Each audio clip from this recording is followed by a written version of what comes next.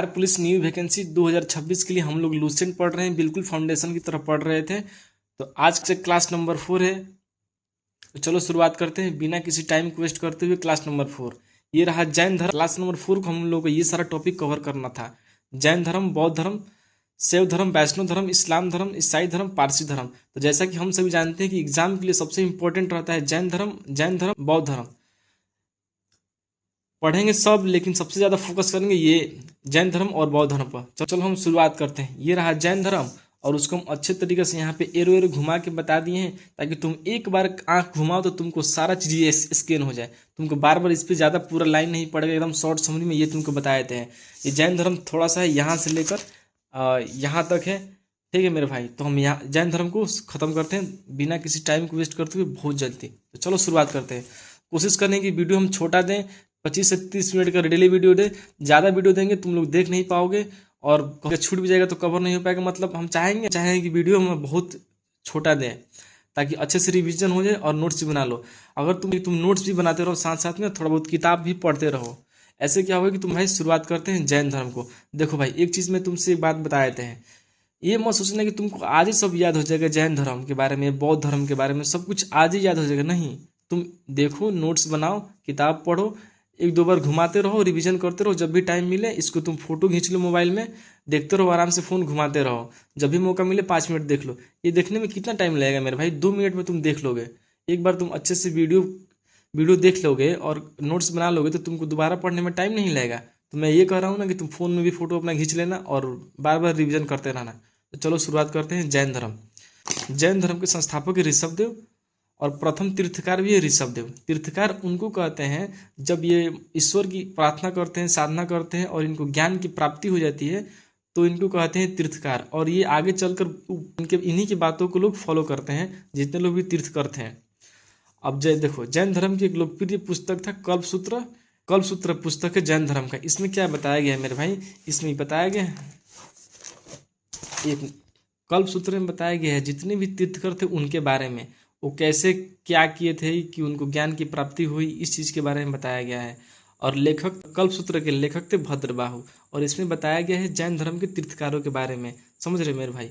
अब देखो, 23वें तीर्थकार कौन थे? पार्श्वनाथ थे। इंपॉर्टेंट है मेरे भाई। 23वें तीर्थकार, 24वें तीर्थकार और पहले तीर्थकार कौन थे? इंपॉर्टेंट है। 23वें तीर्थकार कौन थे? पार्श्वनाथ थे। और इन्होंने शिक्षा क्या दिया था?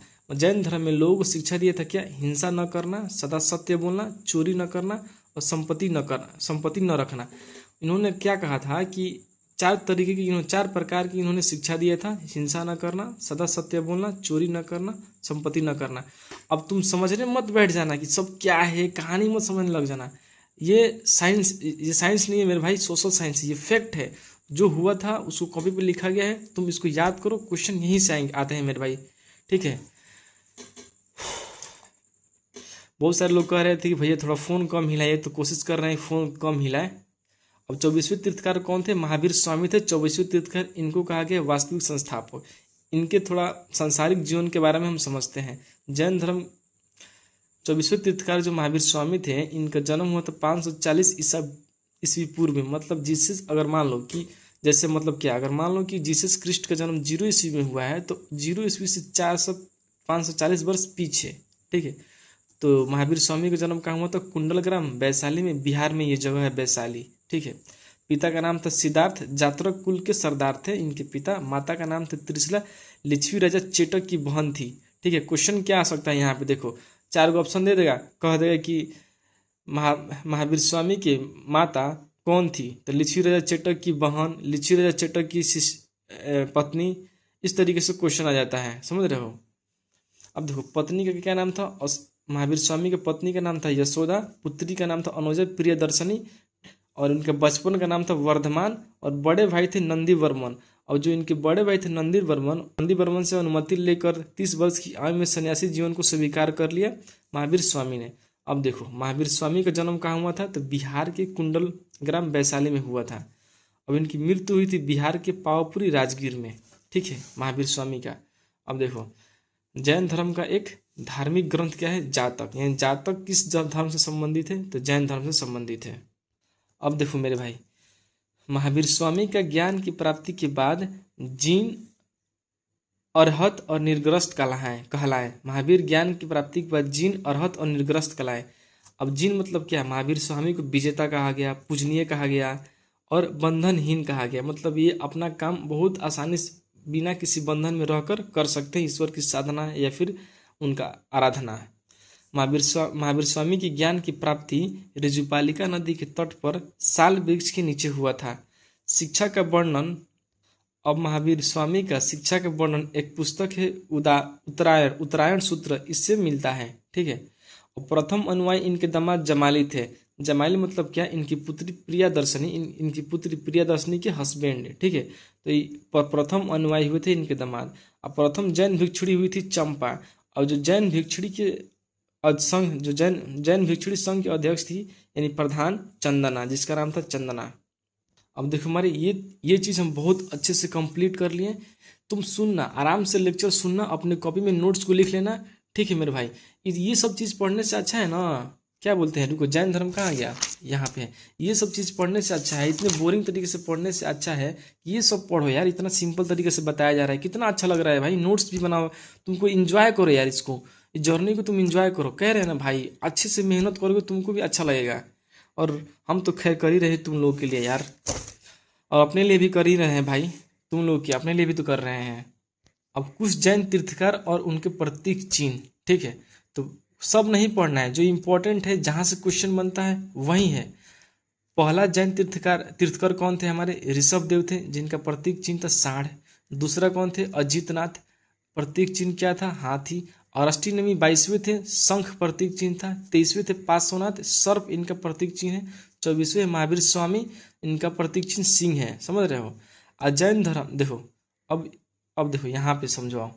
ऋग्वेद में दो ही ऐसे तीर्थकर थे जिनको उल्लेख है ऋग्वेद में, ऋषभ देव और अरष्टिनेमी। अब कुछ जैन संगीतिया, यानी इसको प्रेस कॉन्फ्रेंस बोल सकते हैं, ये जैन संगीतिया प्रेस कॉन्फ्रेंस इसको बोल सकते हैं। उस समय कहाँ कहाँ हुआ था, देखो, प्रथम बार 300 ईसा पूर्व में हुआ था पाटलिपुत्र यानी पटना बिहार में, अध्यक्ष थे अस्थूल भद्र। द्वितीय कहाँ हुआ था 512 ईस्वी में वल्लभी गुजरात में हुआ था, अध्यक्ष थे क्षमा सरवड़।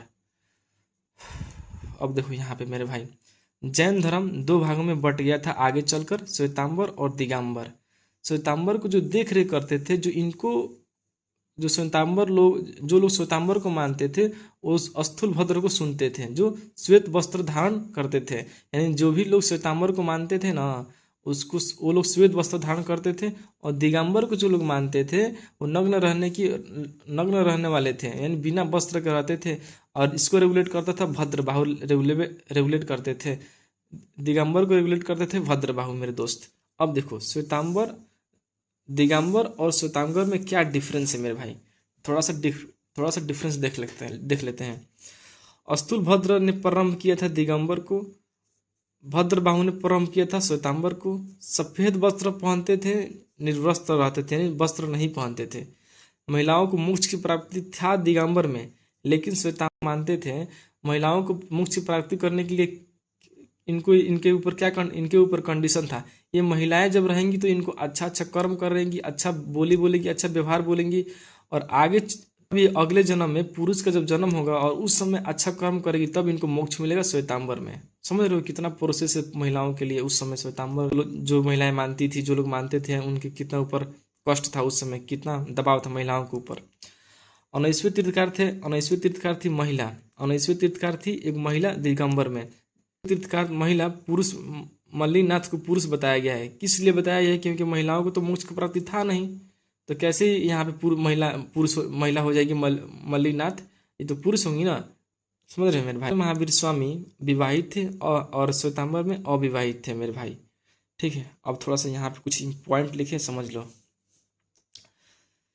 जैन धर्म के त्रिरत्न, सम्यक ज्ञान, सम्यक दर्शन, सम्यक आचरण। मतलब सम्यक दर्शन का मतलब क्या, जो तीर्थकार थे उनकी बातों को अच्छे से सुनना और समझना। सम्यक ज्ञान मतलब क्या, कि ज्ञान की प्राप्ति करना बौद्ध धर्म से संबंधित। सम्यक आचरण मतलब समझ रहे हो, आचरण मतलब प्योर होता है। सम्यक मतलब ना प्योर होता है, यानी कि प्योर आचरण, मतलब अच्छा से रहना है, कोई गलत काम नहीं करना है, नशा नहीं करना है, ये सब चीज़ हो गया सम्यक आचरण में आता है।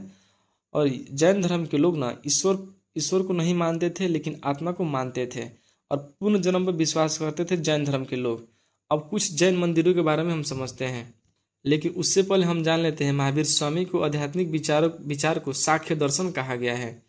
अब देखो, जैन धर्म को मानने वाले कुछ ऐसे राजा थे जिनका नाम निम्नलिखित है: उदयन, बंदराज, चंद्रगुप्त मौर्य, कलिंग राजा खारवेल। ठीक है मेरे भाई। अब देखो, जैन मूर्तियाँ। गुप्तेश्वर की मूर्ति कर्नाटक के श्रवणबेलगोला में बनाया गया है। एक विशेष प्रकार की मुद्रा में बनाया गया है जिसको कहते हैं कायोत्सर्ग कहते हैं। दिलवाड़ा के प्रसिद्ध मंदिर राजस्थान में है, माउंट आबू में है। ठीक है। और खजुराहो के जैन मंदिर मध्य प्रदेश में है, जो चंदेल राजाओं ने बनाया था। अब देखो मेरे भाई, जैन धर्म में एक पॉइंट है जो थोड़ा सा आगे दिया गया, लिख लो। मौर्य काल में मथुरा जैन धर्म में का प्रसिद्ध केंद्र था। मथुरा जैन धर्म का प्रसिद्ध केंद्र था मौर्य काल में। अब देखो, जैन धर्म में एक पुस्तक था जीवक चिंतामणि, जिसके लेखक थे संत तिरुत्तकलेश्वर थे, जिसका लेखक थे संत तिरुत्तकलेश्वर। विवाह की महावीर स्वामी की विवाहों की चर्चाएं की गई थी इसमें। ठीक है, इस पुस्तक में। भाई ये रहा जैन धर्म, बहुत अच्छा से कंप्लीट कर लिए हैं, इसमें कोई दिक्कत नहीं है। ठीक है, एक बार तुम किताब भी पढ़ सकते हो, जो पॉइंट हम किताब में लिखे हैं ना वहीं लिखे हैं इसी में। ठीक है, ऐसा कुछ नहीं कि हम अलग लिख दिए हैं। तो अब चलो पढ़ते हैं बौद्ध धर्म। बौद्ध धर्म भी बहुत अच्छे से पढ़ेंगे, यहाँ से क्वेश्चन होता है तो हम भी पूरा डिटेल में बनाएंगे। हमें पूरा डिटेल में बताएंगे इसको। ठीक है, बौद्ध धर्म को। तो चलो शुरुआत करते हैं मेरे भाई। बौद्ध धर्म के संस्थापक थे गौतम बुद्ध। इनको कहा गया है light of Asia. Gautam Buddha का जन्म कपिल वस्तु के लुम्बिनी में हुआ था, नेपाल में। इनका पिता का नाम था सुधोधन, साकेगढ़ के मुखिया थे। माता का नाम था माया देवी। जन्म के 7वें दिन के बाद माया देवी की मृत्यु हो गई थी। तब गौतम बुद्ध का लालन पालन उनकी सौतेली माँ प्रजापति गौतमी ने की थी। बुद्ध भगवान की लालन पालन की थी। समझ रहे हो। इनका बचपन का नाम था सिद्धार्थ। जब ये बचपन में कपिल वस्तु के शहर पर निकले थे, यानी अपने राज्य में निकले थे, तब इन्होंने देखा बूढ़ा व्यक्ति, एक बीमार व्यक्ति, एक सन्यासी। इसके पीछे तुम कभी ना कभी एक कहानी सुना होगा, तो मैं यहाँ पे कहानी नहीं बताऊंगा, बस तुमको याद रखना है। गौतम बुद्ध कपिल वस्तु में निकले थे अपने राज्य में, तो ये 4 लोगों को देखे थे: बूढ़ा व्यक्ति, बीमार व्यक्ति, 100 और एक सन्यासी। अब देखो मेरे भाई, अब यहाँ पे आते हैं। सबसे पहले इनकी पत्नी का नाम था यशोधरा। जब ये 16 वर्ष के थे ना, गौतम बुद्ध से इनकी शादी हो गई थी यशोधरा नामक लड़की से 16 वर्ष में। इनके देह से एक पुत्र हुआ था राहुल, जिसका नाम था। देखो 16 वर्ष में इनकी शादी जल्दी क्यों हो गया? देखो मेरे भाई, इनके पिताजी ने ना जब एक किसी ज्योतिषाचार्य से दिखाए थे ना इनको, तो बोला था कि ये वैराग्य बन जाएंगे। ठीक है, तो इसी को बचाने के लिए, उनकी दीन दशा को सुधारने के लिए, आगे चल के वैराग्य नहीं बने, पारिवारिक जीवन जिए, तो इनका बहुत जल्दी शादी कर दिया गया 16 वर्ष की अवस्था में। देखो भाई, इनका शादी भी हो गया और एक पुत्र भी था राहुल, जिसका नाम था।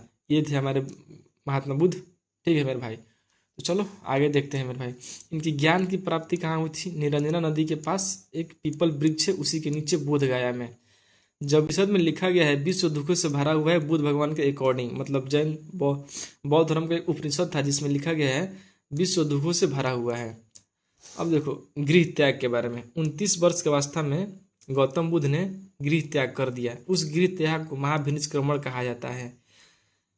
अब जब गृह त्याग करने के बाद से इनको शिक्षा कहाँ से मिला? तो अलार कलाम से मिला। वैशाली के रहने वाले थे अलार कलाम। प्रथम इनके गुरु थे अलार कलाम। शून्य का ज्ञान हुआ था, शून्य ज्ञान दिया था अलार कलाम ने महात्मा बुद्ध को, गौतम बुद्ध को। दूसरे इनके गुरु कौन है? रुद्रक रामपुत, जो राजगिरी के रहने वाले थे। योग दर्शन की शिक्षा दी थी इन्होंने। अब देखो मेरे भाई, यहाँ पे बुद्ध का प्रथम उपदेश पाली भाषा में सारनाथ में दिया था। बुद्ध ने प्रथम उपदेश पाली भाषा में सारनाथ में दिया था। उस उपदेश को धर्म चक्र परिवर्तन कहा गया है। धर्म चक्र परिवर्तन कहा गया है। अब देखो सर्वाधिक उपदेश बुद्ध भगवान ने सरस्वती में दिया था। सरस्वती की राजधानी कौशल थी। अब बुद्ध के अनुयायी शासक देखो, कुछ ऐसे राजा थे जो, अब देखो कौन कौन था वो? बिम्बिसार, प्रसन्नजीत और उदयन। अब इनकी मृत्यु कहाँ हुई थी? कुशीनगर में हुई थी, उत्तर प्रदेश में हुई थी। महात्मा बुद्ध की मृत्यु क्या कहा है? उड़ीसा में एक जगह है धौली। उर्केशी गई पुड़काय हाथी की मूर्ति है, वहां पे बुद्ध की प्रतिमा को दर्शाता है। बौद्ध धर्म की जानकारी मिलती है त्रिपिटक से, जो कि पाली भाषा में थी। त्रिपिटक कौन कौन है? तो एक है विनय पिटक पहला, फिर सूत पिटक, फिर अभिधम पिटक। अब जो बौद्ध धर्म के लोग थे विश्वास करते थे पुनर्जन्म पे। ठीक है मेरे भाई। बुद्ध के अनुयायी दो दो तरीके के थे, एक कहा जाता था भिक्षुक और दूसरे को कहा जाता था उपासक। जो भिक्षुक थे ना, प्रचार के लिए संन्यास कर लेते थे, मतलब अपना जीवन त्याग दिए थे। उनको घर परिवार से कोई मतलब नहीं था, उनको बस यही काम था कि बौद्ध धर्म को कैसे आगे बढ़ाया जाए। और उपासक जो थे प्रचार करते थे गृहस्थ के साथ, मतलब पारिवारिक सांसारिक जीवन जीते थे, तब प्रचार तभी और बौद्ध धर्म को प्रचार भी करते थे साथ साथ में। बौद्ध धर्म की न्यूनतम आयु कितनी थी? 15 वर्ष। बौद्ध धर्म आपको अच्छे से मानना है, भिक्षुड़ी बनना है या फिर अनुयायी बनना है तो आपको 15 वर्ष से ऊपर का होना चाहिए। और बौद्ध धर्म के त्रिरत्न थे बुद्ध, धम्म एवं संघ। बौद्ध धर्म के सभाएं, अब देखो मेरे भाई, बौद्ध धर्म के कुछ सभाएं हुई थी उसको हम जानते हैं। तो प्रथम बौद्ध संगीति कहाँ हुई थी मेरे भाई?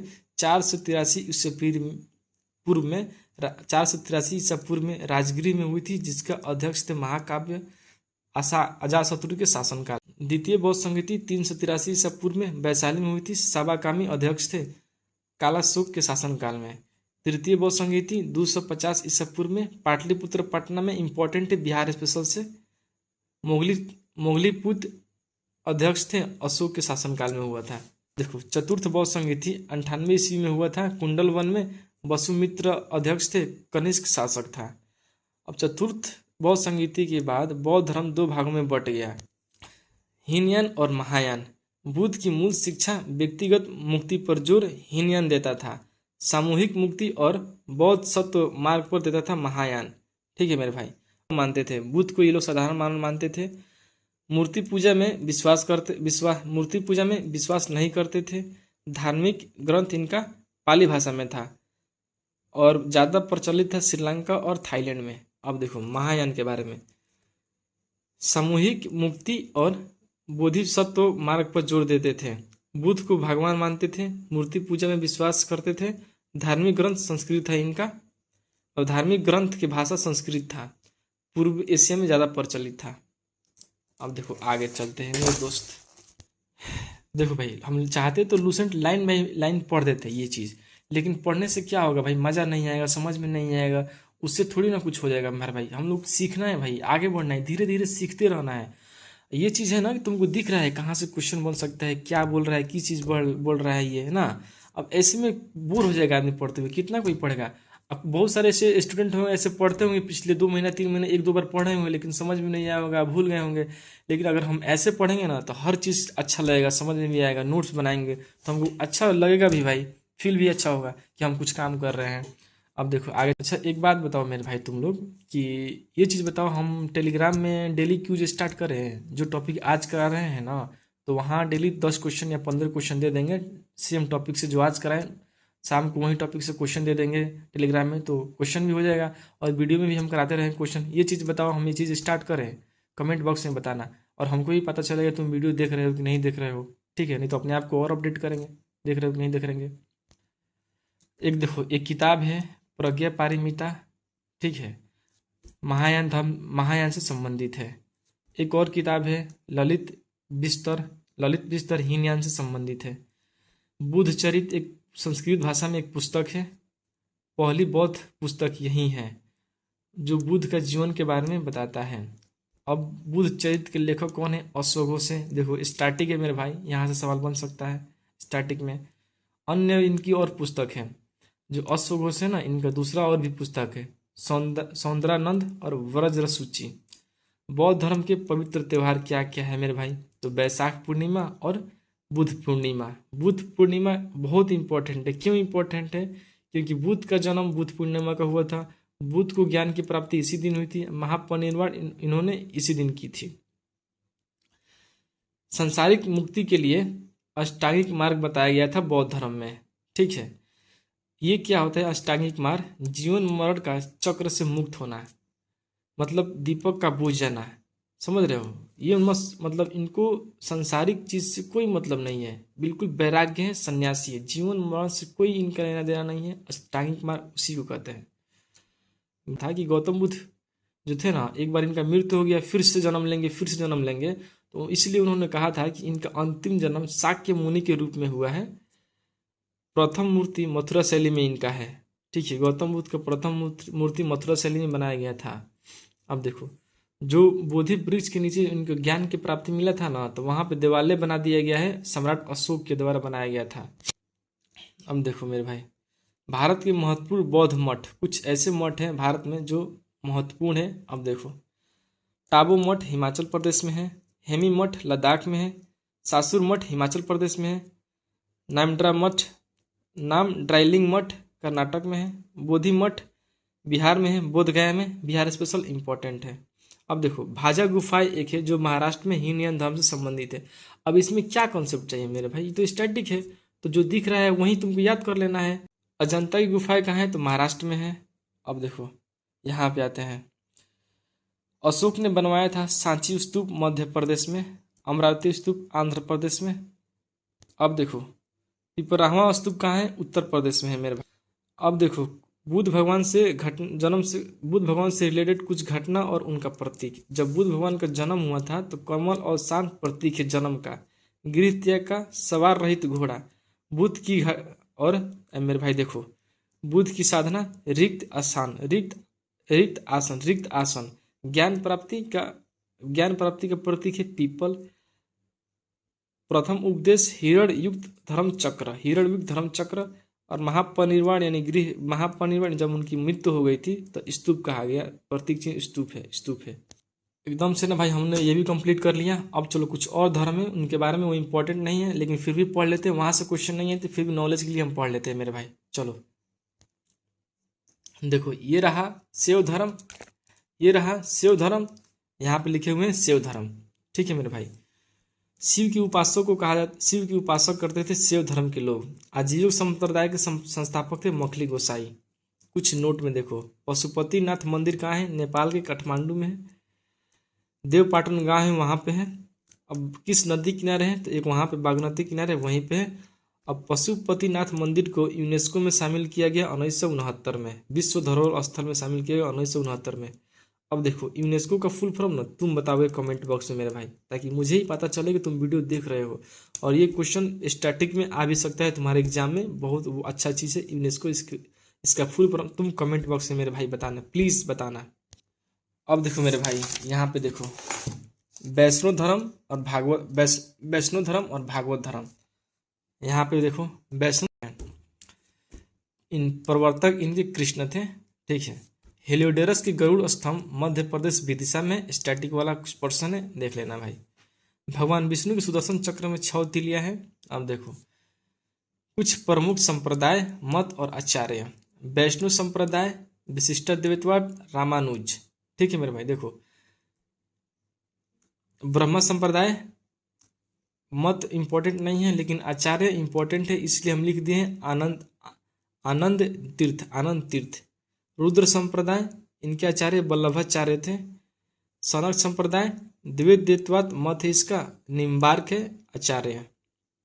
बरकरी संप्रदाय के संस्थापक है नामदेव। इनके पुस्तक के नाम तुम कमेंट बॉक्स में मेरे भाई बताना। बरकरी संप्रदाय की पुस्तक है या फिर नहीं है ये तुम बताना, या फिर है तो कौन सा है तुम ये बताना।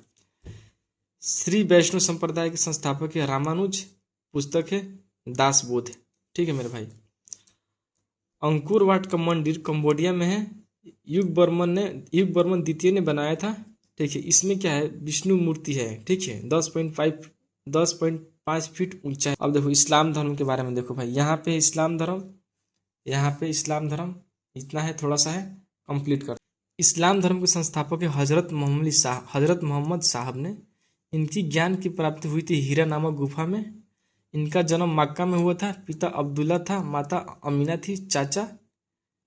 इनके चाचा का नाम क्या था भाई, तालिब। जो मोहम्मद साहब को देखभाल किए थे इन्होंने ही किया था, तालिब इनकी। और जो मोहम्मद साहब की पत्नी का नाम था खदीजा। ठीक है, और पुत्री का नाम था फातिमा। अब इस्लाम धर्म की धार्मिक पुस्तक क्या है भाई, तो कुरान है। और इनका जन्म हुआ था, हजरत मोहम्मद साहब का मृत्यु कहाँ हुआ था, तो मदीना में हुआ था। अब इनके जन्म पर एक प्रमुख त्यौहार मनाया जाता है जिसका नाम है ईद ए मिलाद उन नबी। ठीक है, ईसाई धर्म। ठीक है, ईसाई धर्म के संस्थापक थे ईसा मसीह। और ईसाई धर्म के इम्पोर्टेंट बुक क्या है भाई, तो बाइबिल है। इनका जन्मदिन पर क्रिसमस मनाया जाता है। इनकी माता का नाम था मेरी, पिता का नाम था जोसेफ। अब भाई इसमें हम क्या तुमको ज़्यादा साइंस बता दें, ये तो भाई फैक्ट है। माता का नाम, पिता का नाम, इनकी पत्नी का नाम, ये तो तुम याद करोगे ना भाई। इसमें क्या ज़्यादा कॉन्सेप्ट है, जो था और अच्छे से हम बता ही देते हैं तुमको, जहाँ से नहीं समझ में आने वाला रहता है, ठीक है। जहाँ नहीं समझ में वाला रहता है तो अच्छा से एक्सप्लेन करते ही हैं। अब देखो भाई, दो शिष्य इनके थे, एड्रूस और पीटर। रोमन के गवर्नर पोंटियस ने चढ़ाया था।